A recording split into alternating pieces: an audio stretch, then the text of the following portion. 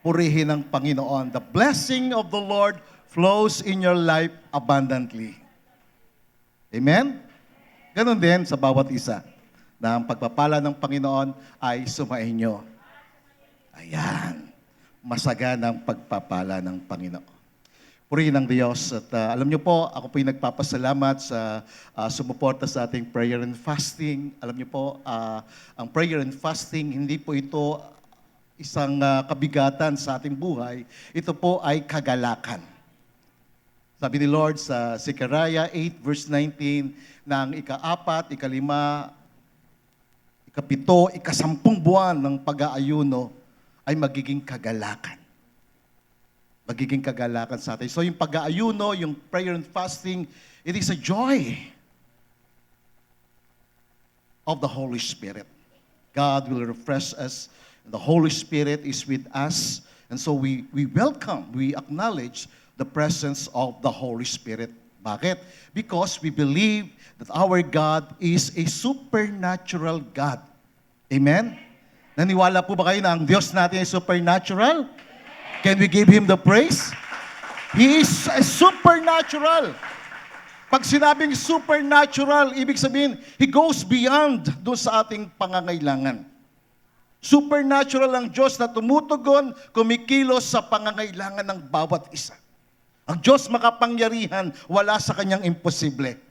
Lahat ng bagay ay posible sa Kanya na sumasampalataya sa Diyos. Amen? Lahat ng bagay posible. Sa Diyos walang imposible. At kapag ikaw ay sumampalataya sa Panginoon, ang lahat ng bagay ay posible. Posible lamang. So we believe that our God is a supernatural God. And it says in Ephesians 3 verse 20, again it says, now we believe in Ephesians 3:20. And Ephesians 3:20 says, our God is able to do much more than we ask or think through His power working in us. God is able. Ibig sabihin, ang Diyos makapangyarihan. Kayang gawin ng Diyos ang lahat ng bagay, higit pa sa inihingi mo, higit pa sa iyong iniisip. Ayon sa Kanyang kapangyarihan na kumikilos at gumagalaw sa atin. You see, ano man ang pangangailangan mo, tutugunan niya ng Panginoon. Naniniwala po ba kayo doon? Through His power, take note of the word, His power. That power is the power of the Holy Spirit. That power is the power of God. And the word power in Greek is dynamis, which refers to strength, ability, power for performing miracles, moral power, and mighty power of the Holy Spirit at work in believers. Ito'y gumagalaw sa mga sumasampalataya. Na itong kapangyarihan ng Diyos na sinabi ng Biblia ng Ephesians 3:20, that God is able to do much more than we ask or think through His power, through His strength, through His ability and power for performing miracles. And even to our moral power, yung kapangyarihan sa ating buhay na mapagtagumpayan ang lahat ng kasalanan, ang lahat ng tukso, ang lahat ng bisyo, ang lahat ng gawa ng kaaway. Yan ay gawa ng Banal na Espiritu sa sumasampalataya. Pakisabi sa katabi mo, sa sumasampalataya. Kaya napakahalaga na tayo po'y sumampalataya. Everything is possible to him who believes. Lahat ng bagay posible. Kapag sumasampalataya ka, lahat ng bagay posible. Kayang gumawa ng himala ang Diyos sa iyong buhay. Kaya kanyang pagalingin, kaya kanyang palayain, kaya kanyang bigyan ng kanyang makapangyarihang pagkilos. That is the meaning of the word power in that verse, dynamis. Now, the word dynamis is the root of the English terms. Doon nakuha natin yung salitang dynamic, dynamite. Na pagka sinabing dynamite, diba, pagka hinagis yun, talagang powerful yung impact noon. Yan yung kapangyarihan. Higit pa dyan yung kapangyarihan ng Diyos. Ang kapangyarihan ng Diyos ay gumagawa sa taong sumasampalataya. Ang dynamite nagwawasak, sumisira, pero ang kapangyarihan ng Diyos ay bumubuo, nagbabago, nagpapalaya, at nagbibigay ng magandang buhay. Amen? You see, in a biblical context, dynamis refers to miraculous power, spiritual strength, and then spiritual authority against the enemy. It is the power of God against the flesh, against the work of evil. Kaya nga sabi ng Acts chapter 1 verse 8, Jesus says, "But you will receive power when the Holy Spirit has come upon you."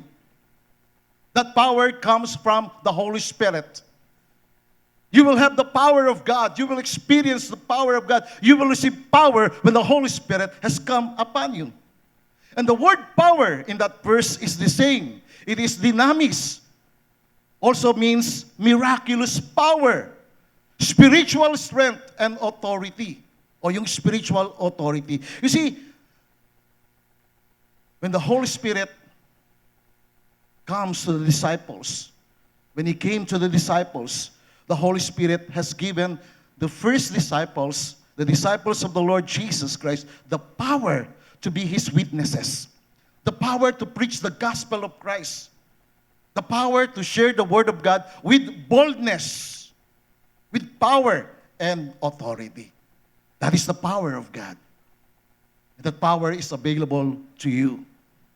Kapangyarihan na yan ay para sa iyo. Pakisabi sa katabi mo, para sa iyo. You shall receive power when the Holy Spirit has come upon you. The Holy Spirit is the source of power, of spiritual strength, of ability. The Holy Spirit is the resource, the source of that miraculous power. So today I will preach on this subject about the fire of the Holy Spirit. Ang apoy ng banal na Espiritu. Ang apoy ng banal na Espiritu, ito'y naglilinis sa atin. Ito ay nagpapabago ng buhay ng tao. Ito'y nagbibigay ng kapangyarihan. The fire of the Holy Spirit is the manifestation of the presence and the power of God that brings the purifying, transformative, and empowering work of the Holy Spirit in a believer's life. Take note, in a believer's life. Sa taong sumasampalataya. Yung apoy, yung alab ng banal Espiritu, ito'y kapahayagan ng presensya ng Diyos, ng kapangyarihan ng Panginoon na nagdadala ng pagbabago, paglilinis, pagbabago at kapangyarihan sa buhay ng isang sumasampalataya sa Diyos. Kaya pagka naintindihan mo ang pananampalataya sa Diyos, na ikaw ay sumasampalataya sa Kanya, makapangyarihan ka. You have the power inside of you. That is the work of the Holy Spirit. Di mo lang alam, takot ang demonyo sa'yo. Ang problema, ang tao natatakot. Pero sa katotohanan, because you believe in Christ, you are powerful. You have the power of God residing inside of you. And that is the power of the Holy Spirit. If you believe in Christ, this is for you. Pagka talagang ikaw ay sumasampalataya sa ating Panginoong Hesus, ito ay sa iyo.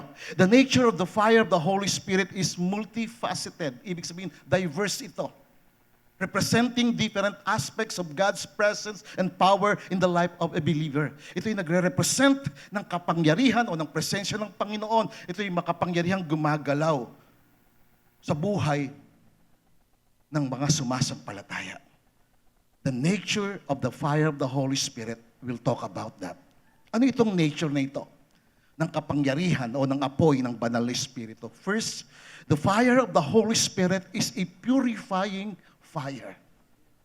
That is the nature. Yan yung kalikasan ng apoy ng banal na Espiritu. Naglilinis. Nagpupurify. The fire of the Holy Spirit cleanses and purifies believers from sin, from impurities, and from unrighteousness. Ang apoy ng banal na Espiritu, ito'y naglilinis sa akin. Sinunog nito, ang apoy ng Espiritu Santo, sinunog nito yung bisyo sa akin. Inalis nito, winasak nito ang kasalanan, kapangyarihan ng kasalanan sa aking buhay. Ang bisyo, winasak nito. And you need the fire of the Holy Spirit for you to be cleansed, for you to be purified, for you to live in righteousness. Kung papaanong ang apoy ay nagre-refine, nagpapadalisay ng ginto at ng pilak. The same fire of the Holy Spirit will cleanse you, will purify you for you to be aligned with God's holiness. For you to live in holiness.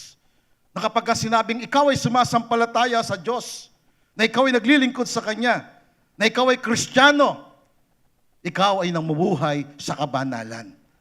Because the Holy Spirit works in you. Gumagalaw siya sa iyo.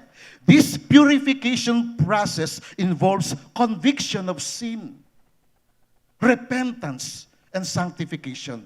Na kapag ang Holy Spirit gumalaw sa buhay mo, magdadala siya ng conviction sa iyo na ang iyong ginagawa, ito ba ay kalooban ng Diyos o hindi? Ito ba ay katuwiran o kasalanan? Ito ba ay kapurihan sa Diyos o kapurihan sa iyong sarili lamang?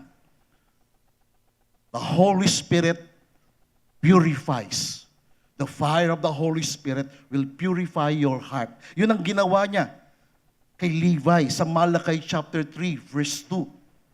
Tingnan natin. Sabi sa Malachi chapter 3 verse 2, who can endure the day of His coming? Sino ang makatatagal sa araw ng kanyang pagdating?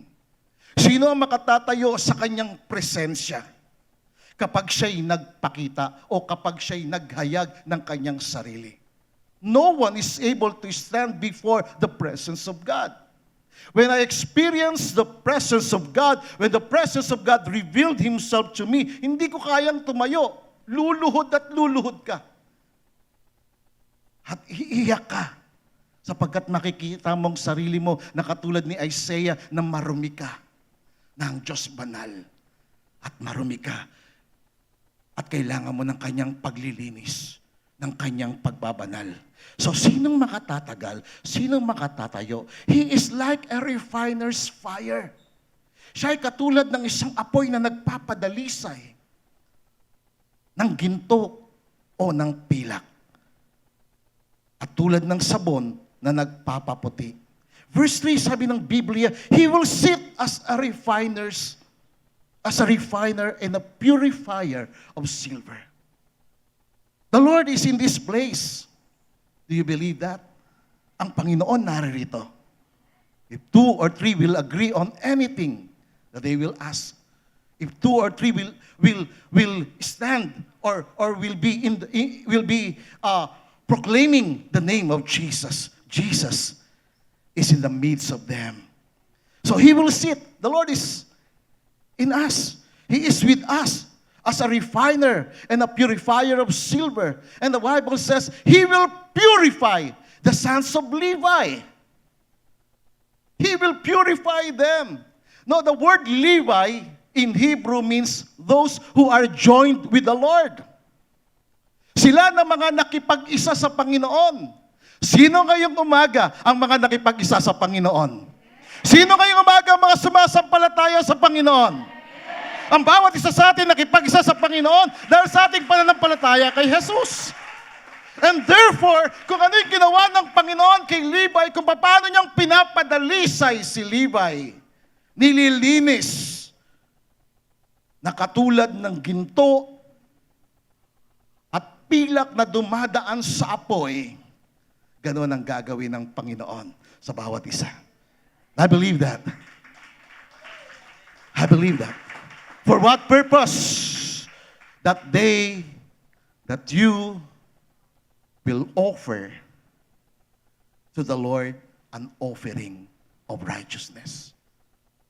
Na ang maialay mo sa Panginoon ay alay ng katuwiran.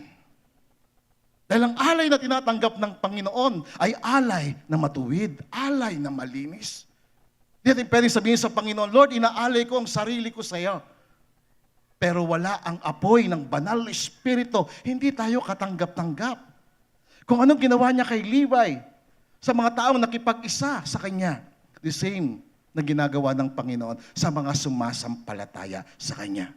Everything is possible to him who believes. Kapag sumasampalataya ka, lahat ng bagay posible na gagawin sa iyo ng Panginoon. Amen. Lilinisin ka niya. Dadalisayin ka niya. Because God is looking for that moment that He will present His church, a glorious church, without spot, without blemish. Sa araw-harap tayo sa Panginoon, Kanyang iglesia, Kanyang katawan, na walang spot, walang dumi. Kaya ang Panginoon, ang Kanyang apoy, naglilinis, ang apoy ng Banal Espiritu, naglilinis. Lilinisin Kanya for you to be part of the rapture. Rapture is coming. The day of the Lord is coming. Hindi natin alam kung kailan yung araw na yan. Pero kukunin ng Panginoon yung Kanyang mga nilinis. Kaya nga, He has given me this message for you to experience the fire of the Lord. For you to be cleansed, sanctified, purified by the fire of the Lord. That is the nature. Yun yung kalikasan ng apoy. Naglilinis siya. Nililinis niya yung ginto, yung pilak, para yung ginto manatiling ginto, yung pilak manatiling pilak, mawala yung mga impurities. Yun ang ginagawa ng Banal Espiritu, ng apoy ng Banal Espiritu. Nililinis tayo at lilinisin ka niya ngayong umaga. And this is my prayer na hindi ka lalabas sa lugar nito na ikaw ay katulad pa rin ng dati. That is my prayer for you.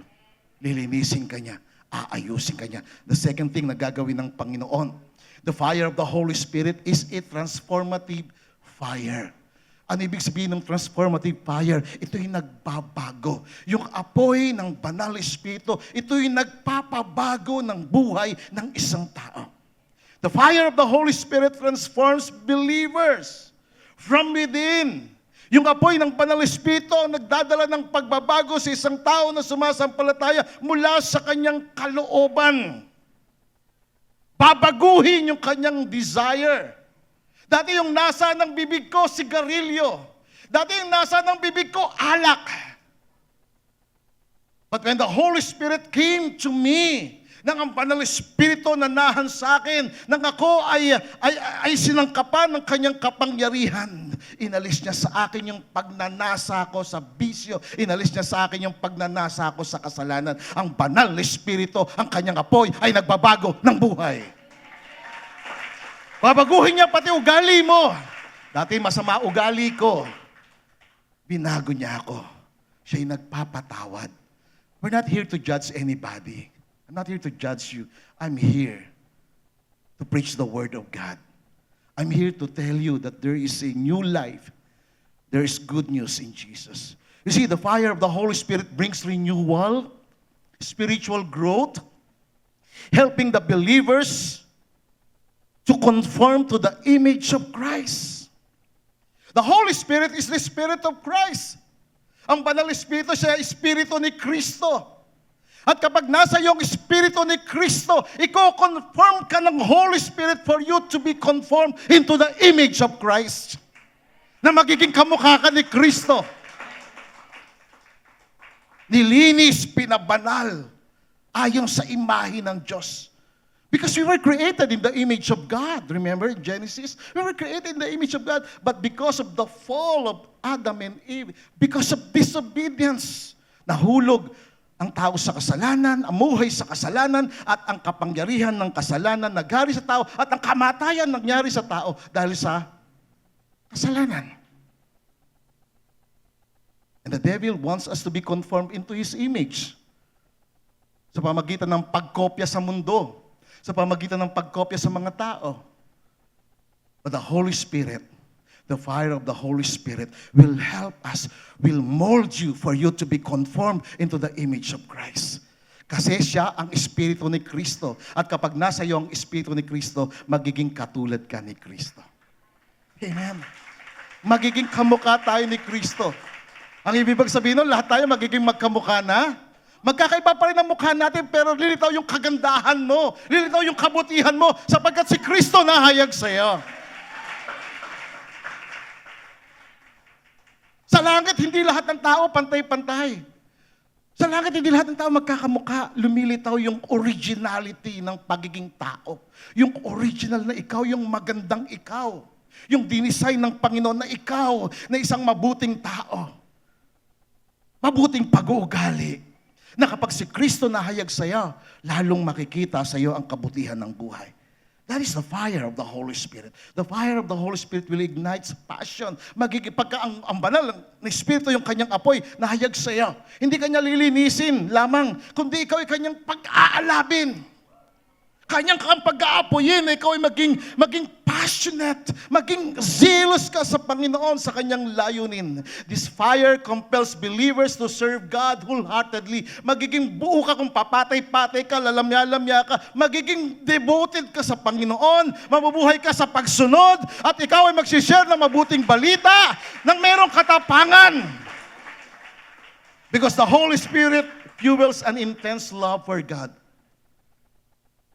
The Holy Spirit will fuel your life, your heart, for you to be in love with Jesus.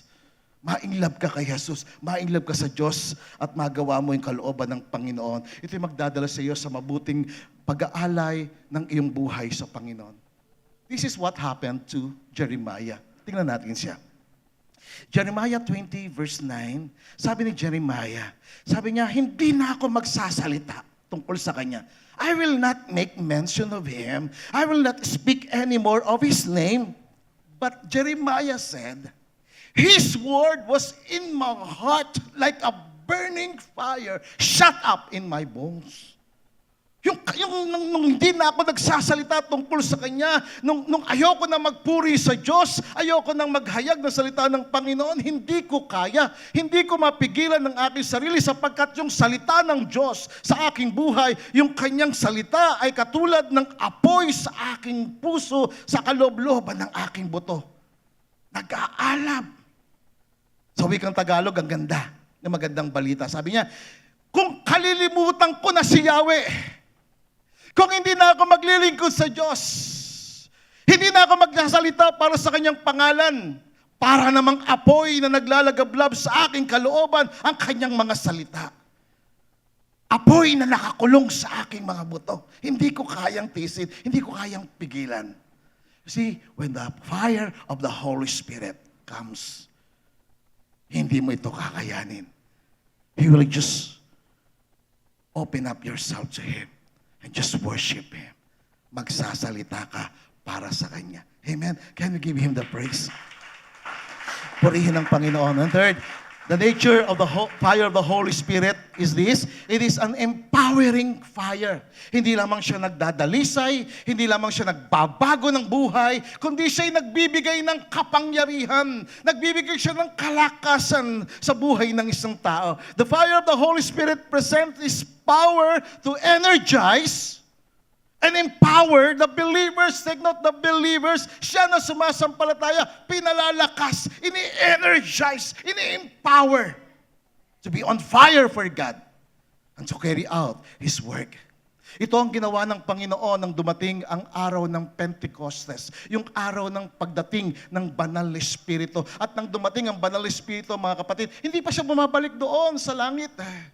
Sapagkat babalik lamang siya sa langit kapag kasama ang mga mananampalataya sa rapture. But tingnan natin yung araw ng Pentecostes, Acts chapter 2. Verse 1, when the day of Pentecost had fully come, nang araw ng Pentecost ay dumating, they were all with one accord. Take note of the word, they were all with one accord, with one mind, one heart, one voice, one prayer to God. They were all with one accord in one place. Perfectly united for God. Spiritually united for Jesus. Praying with one accord. Sama-sama silang nananalangin, sama-sama silang sumisigaw, sama-sama silang nagsasabi sa Panginoon, sama-sama silang nagsasabi na, Panginoon, kailangan namin ng iyong kapangyarihan sa aming buhay. Sapagkat itong oras na sila ay nandun sa second floor, 120 sila nasa second floor kasi natatakot sila, hindi sila makalabas during that time. Actually, marami sila, pero yung iba nawala na, nag-backslide na kasi namatay na si Lord. Pero nagpakita ang Panginoon sa kanila. And Jesus said to them to wait for the promise of the Father, for the coming of the Holy Spirit, for them to be empowered, for them to be on fire for God. And verse 2, sabi ng Biblia, suddenly. Sabihin natin, suddenly. Sabihin natin ulit, suddenly. Suddenly. Bigla. Kaya yung kapangyarihan ng Panginoon, bigla yung dumarating. Suddenly, there came a sound from heaven as of a rushing mighty wind, and it filled the whole house where they were sitting. Pinuno ng rumaragasang hangin. Humahagibis na hanging malakas at pinuno ang buong bahay. And the Bible says, verse 3, there appeared to them divided tongues. Nahayag sa kanila yung mga dilang apoy na nahati at lumapag bawat isa sa kanila. Apoy ng banal na Espiritu bumaba sa kanila. Sinupok ng apoy ng banal na Espiritu yung takot sa kanila, yung mga pag-aalala sa kanila. Sinupok ng apoy ng banal na Espiritu yung kanilang mga worries. They were all filled with the Holy Spirit, sabi ng verse 4. And they began to speak with other tongues as the Spirit gave them utterance. Can we give God the praise? Lahat sila napuspos ng banal na Espiritu. Lahat sila nakaranas ng apoy ng banal na Espiritu. Lahat sila nilinis ng banal na Espiritu.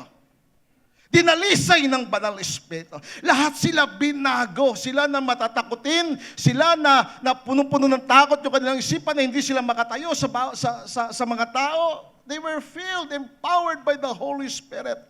They were given the fire and the power of the Holy Spirit.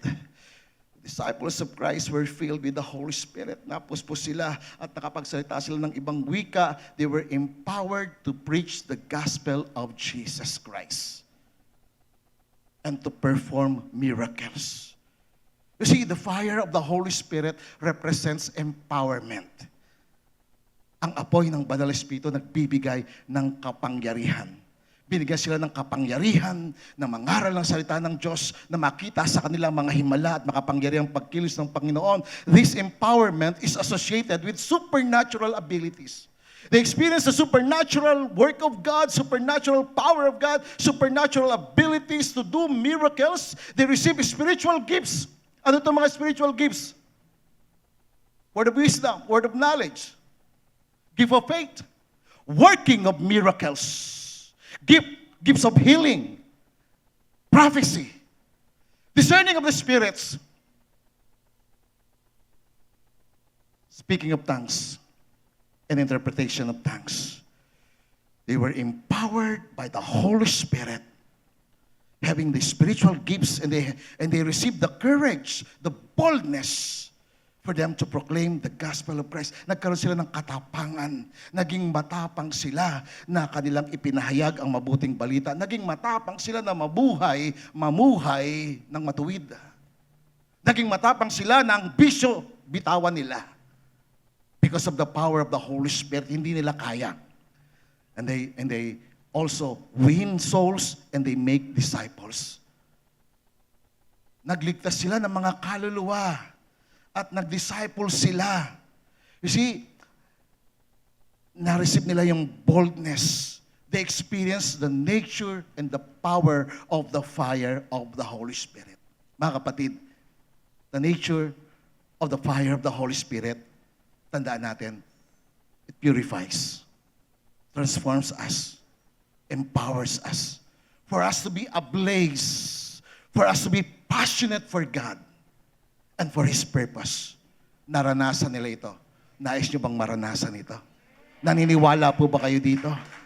Naniniwala po ba kayo na walang imposible sa Diyos? Na kayang gawin ng Diyos ang kanyang, kung ito'y ginawa ng Diyos sa kanila, kayang gawin ito ng Diyos sa iyo? Na kaya kanyang linisin, kaya kanyang baguhin, kaya kanyang pagkalooban ng kapangyarihan, na mabubuhay ka para sa Diyos, na magiging maalap at maapoy ka, katulad nila. Do you believe that? Alam nyo, si John the Baptist, sabi niya na ang Panginoong Jesucristo ay baptizer. Jesus Christ is the Savior. He is the deliverer, the healer, and He is the baptizer. Sabi ng Luke chapter 3 verse 16, John answered, saying to all. Sabihin natin, saying to all. Ayan. Hindi lamang sinasabi niya ito sa kanila. Sinasabi ito maging sa'yo. Saying to all. Sinasabi sa lahat. Sabi niya, I indeed baptize you with water. Nagbabautismo ako ng tubig, sabi niya. Pero sabi niya, there is one mightier than I is coming, whose sandal strap I am not worthy to loose. Sabi niya, merong isang makapangyarihan na sumusunod sa akin. Wala akong karapatan na magtali ng kanyang sandalyas. And he said the word, He will baptize you with the Holy Spirit and fire. He will make you on fire. He will make you passionate and ablaze for God. Sabi niya, He will baptize you. Now, the word baptize in Greek is baptizo, which means to immerse, to dip, and to submerge. Ang word na baptism or baptize, ito ay ginagamit sa market world during the time na kapag sila ay naglulubog ng kanilang damit, na gusto nilang kulayan yung kanilang damit sa isang lalagyan na maging, halimbawa, gusto niya maging kulay pula, gusto niya kung naman gusto niya kulay, nilulubog niya doon, ini-immerse niya. At kung ano yung kalikasan ng kanyang pinaglubugan, yun nagiging kalikasan ng damit. Kung yung pinaglubugan ay kulay pula, nagiging pula yung damit. The same with baptism. Kapag ikaw ay nabaptize ng Panginoong Hesus, yung nature niya mahayag sa'yo. Yung purification fire of the Holy Spirit, yung transformation mahayag sa'yo, yung empowerment makikita sa'yo. Yun ang ibig sabihin ng baptism in the Spirit. Amen? Yun sinasabi ni John the Baptist na He will baptize you with the Holy Spirit and with fire. To be baptized with the Holy Spirit and fire is associated with purification, transformation, and identification with Christ through the power of the Holy Spirit. Kapag ikaw ay nabaptize ng Holy Spirit, the nature of the fire of the Holy Spirit will be in you, will manifest to you. That nature of the fire of the Holy Spirit is a purifying fire, transformative fire, empowering fire. Ito yung nagpapadalisay. Kung gusto mo maging dalisay ang paglilingkod mo sa Panginoon, allow the Holy Spirit to purify you. Kung gusto mo maging katanggap-tanggap ka sa Diyos, allow the Holy Spirit to transform you.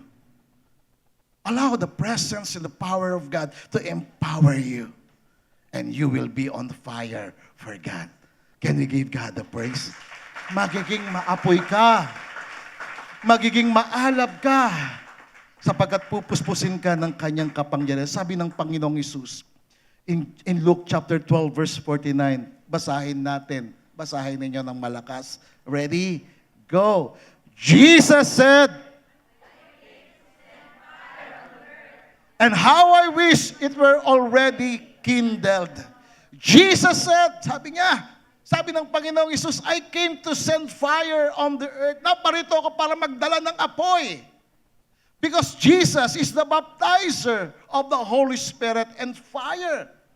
Kung hindi mo pa naranasan yung apoy, kung hindi mo pa naranasan ang kapangyarihan ng banal na Espiritu, Jesus came. Si Jesus ay narito. He came to send fire.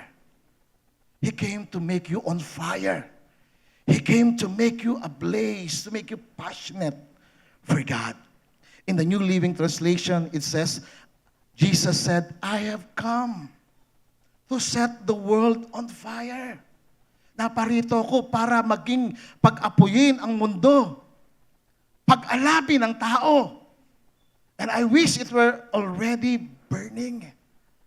That is the purpose of Jesus, why He came.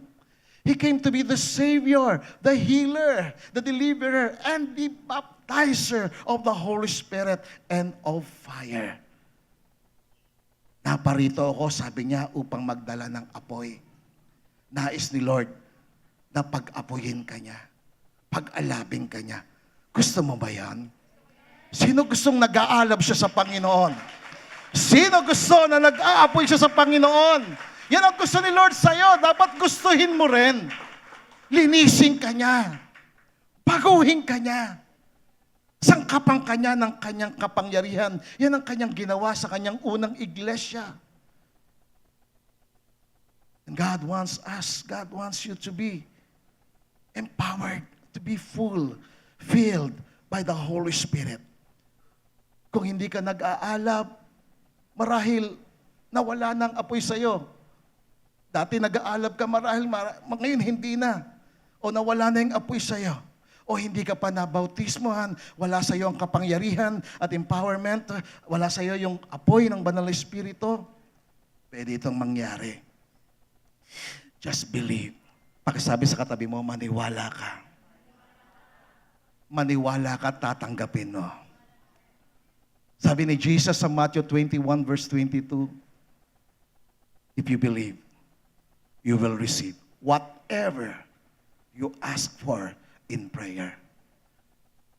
The first church, the first disciples of Jesus, they were all with one accord, praying for the coming of the Holy Spirit. Praying for the fire of the Holy Spirit. For them to be purified, for them to be transformed, for them to be empowered. So ano mangyayari kapag ang apoy ng Banal na Espiritu dumating sa iyo? What will happen? Ano mangyayari sa iyo? Ano mangyayari sa isang taong sumasampalataya? The fire of the Holy Spirit will purify your heart, your mind, for you to live in purity. That is the desire of God. That is the will of God for you. Mabuhay ka ng malinis. Pangalawa, the fire of the Holy Spirit again will transform you to be on fire for Jesus. He will transform you. Babaguhin ka niya. Maniwala ka, babaguhin ka niya. Sumampalataya ka, babaguhin ka niya. Aalisin niya sa iyo. Kung naninigarilyo ka, kung minom ka ng alak, aalisin niya sa iyo yan. Babaguhin ka niya. Susupukin ng apoy ng Banal na Espiritu ang bisyo sa katawan mo. Maging ang addiction. Ako, addicted ako sa isang bagay, inalis ng apoy ng Banal na Espiritu. Yung aking addiction. And the fire of the Holy Spirit will empower you. He will empower you. Naniniwala po ba kayo doon? Amen.